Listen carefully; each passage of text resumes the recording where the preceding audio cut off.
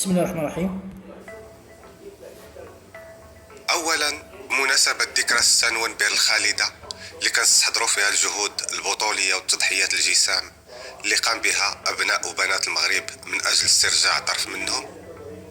قناه المحاربون كتهنئكم بهذه المناسبه وكتمنى تبقى رايه المغرب ديما عاليه مهزوزه، ويحفظ الله هذا البلد ارضا ملكا وشعبا من كل مكروه. قناة المحاربون كانت ديما كتكون سباقة في تحليل دلالات خطاب الملك في كل مناسبة، لكن هذه المرة غادي نتسناو شوية، حيت شد أي حلقة سابقة تبدلها غير العنوان كي بحال لا هي، خصوصا وحنا بدينا الهضرة على إحياء الطرق التجارية القديمة، ومازال غادي نرجعوا لهذا الشيء ضمن هذه السلسلة اللي بدينا. المخابرات هي أجهزة حكومية كتخدم في النور والظلمة. المهمة ديالها تجمع المعلومات بسرية تامة، تحللها باش توظفها بالشكل اللي تحمي مصالح الأمن القومي ديالها ويدعم القرارات السياسية والعسكرية. بعد ما النظام الدولي فرض نهاية الاستعمار باش ما يتلاحش كلشي الاشتراكية، فرنسا خرجت من إفريقيا من الباب ورجعت لها من الشرجم. رجعت عن طريق شراكات وشركات كتحكم فيها من باريس.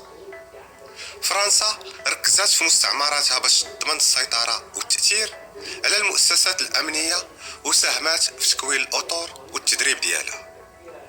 في الحقيقة هذيك عملية التكوين عندهم في فرنسا كانت مجرد عملية تجسس على هذيك الأطر اللي غتولي في هرم السلطة في المستقبل. معلومات دخلها في البيانات عندها بالتفصيل الممل، تجبدها نهار تحتاجها. شنو تيبغي ياكل، شنو تيبغي يشرب، سكايري حشايشي، إنا نوع ديال الريحة عزيزة عليه، إنا نوع العيالات تيبغي، فيه شي مرض ولا ديفو، داكشي كامل كيحتفظوا به ليه في المربع. وهذا الشيء كديرو حتى هذيك الأجهزة على اللي خدامين عندها. وبهذه الطريقة مازال غادي نشوفوا إن شاء الله في الجزء الأخير ديال فعنونو كيفاش الموساد شدوا بها. قبل ما نشوفوا كيفاش غتختفي المنطقة العازلة، وكيفاش غتعمر القويرة، وكيفاش بوزبال غتزير عليه السمطة ويحصل مع الصوفة ديال الجزائر وما يبقاش غادي خيط بيض موريتانيا، غادي نرجعوا شويه للور نكملوا داكشي اللي بدينا. وغادي نبداو هادشي بقصه احداثها متخيله بعنوان المصبانه والمخابرات الفرنسيه. تبعوا معايا. النواة ديال كل تمره هي هذيك العظمه اللي فيها. كاين تمر اللي بلا عظم، هذاك داير بحال شجر بلا جدر، بحال دوله بلا تاريخ، الريح اللي جات يديها الهضره ماشي عليها.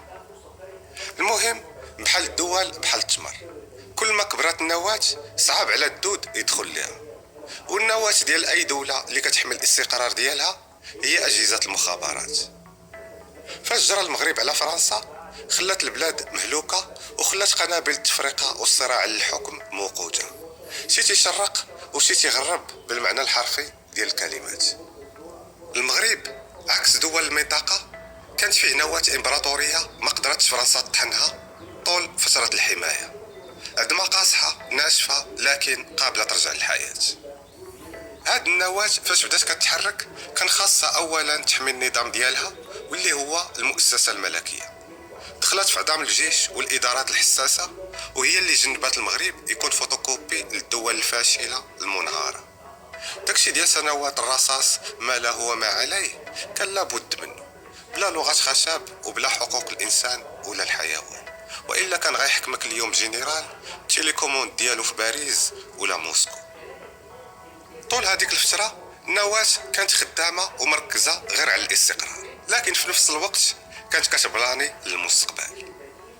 قيادات النواة غادا تطلب من الطيوطة ديالها باش يديروا ليها بلان إعادة إحياء طريق الذهب، وهادشي فاش كانت الطريق حدها قلمي، الباقي كانت خاصك تهوبي في الرملة إلا بغيتي تمشي للعيون.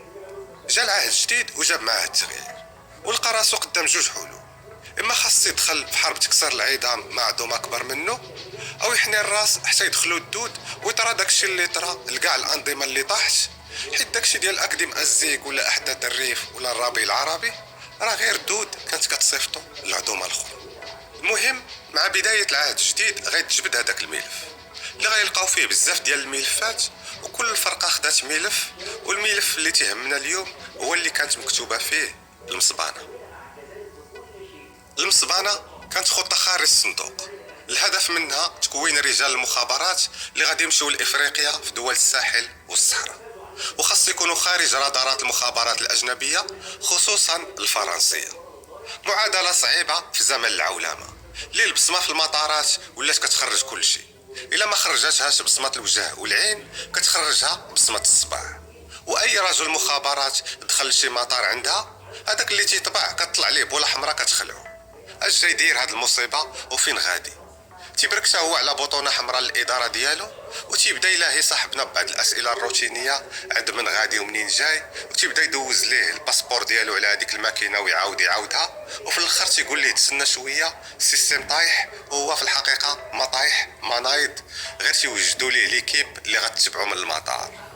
غير كتخضار هذيك البوطونة اللي برك عليها، تعطيه الباسبور وتيقول ليه مرحبا.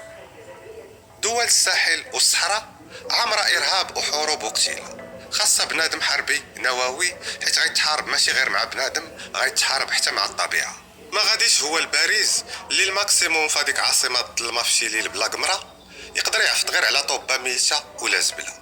أما في إفريقيا ديال الساحل والصحراء مولاي الصديق، غتكون منك الخلا، وإلا فلتي من قطاع الطرق والإرهاب تقدر تعفط على شي عقرب ولا لغم، وخاصك تدبر راسك وترجع. خاصك تكون ماغودو كتقرا الطريق في الرمله والسما. ورجال بهاد المواصفات وخارج الرادارات، ملف المصبانه قال غيجيبهم من الحباسات ديال المملكه. بطبيعه الحال ما غاديش يجيبوا تاجر مخدرات ولا مغتصب ولا قتال، داكشي كان بشروط.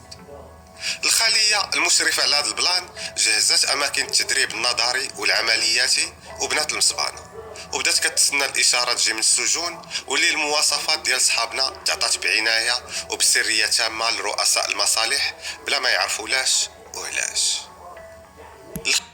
الخليه غتوصل بعشرات ديال الاشارات في نفس السيمانه، وكل اشاره دار لها ملف ومشاو يشوفوا صاحبها في السجن بلا اخباره.